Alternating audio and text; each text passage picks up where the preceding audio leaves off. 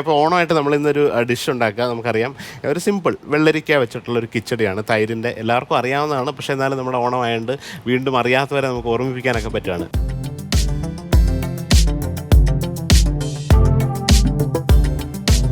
വെള്ളരിക്ക തൊലിയൊക്കെ ചെത്തിയിട്ട് അതിൻ്റെ സീഡൊക്കെ കളഞ്ഞിട്ടുള്ള ഭാഗം ചെറുതായിട്ട് അരിയുക. ലേശം വെള്ളത്തിൽ ഉപ്പിട്ടൊന്ന് വേവിച്ചെടുക്കുക.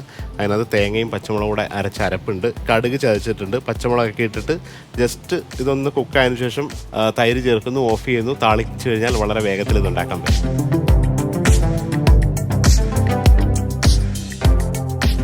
ഇത് അങ്ങനെ നമ്മുടെ വെള്ളരിക്ക ഏകദേശം ഇത് കുക്കായതിൻ്റെ വെള്ളം വറ്റിയിരിക്കുകയാണ്. അപ്പോൾ ഇനി ലേശം നമ്മൾ എൻ്റെ കടുക് ചതച്ചതാണ്, അത് ഒരു ജസ്റ്റ് ഒരു ഫ്ലേവറിനാണ്. ഈ ഓണത്തിന് എൻ്റെ വീട്ടിൽ ഇതുണ്ടായിരിക്കും. ആണോ?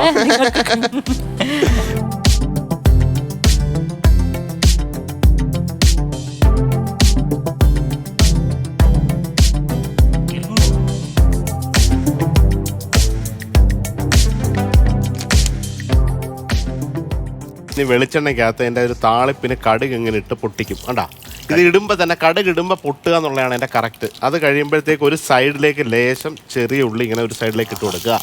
കുറച്ച് വത്തൽ മുളക് ഇങ്ങനെ മുറിച്ച് സൈഡിലേക്ക് ഇടുക. കറിവേപ്പില ഇങ്ങനെ വാരി വിതറണം.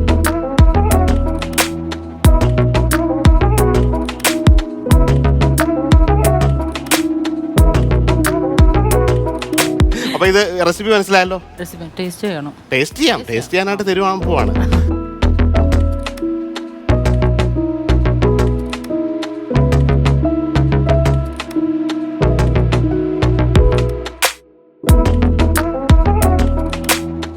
ഇത് നമ്മുടെ വെള്ളരിക്ക കിച്ചടി റെഡി ആയിട്ടുണ്ട്.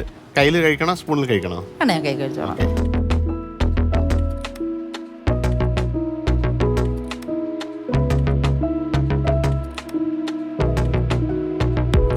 കൊള്ളാം. ആണോ?